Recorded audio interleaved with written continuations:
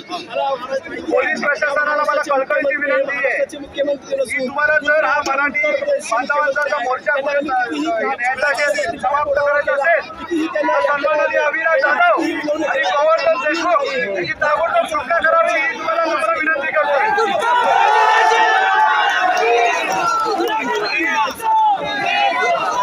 Police प्रशासनाला ही पण विनंती आहे जो गुन्हा केलेला आहे त्याच्यावर पण तात्काळ गुन्हा दाखल व्हावा, अन्यथा हा मोर्चा परत आग लागण्याची शक्यता नाकारता येत नाही। म्हणून सन्माननीय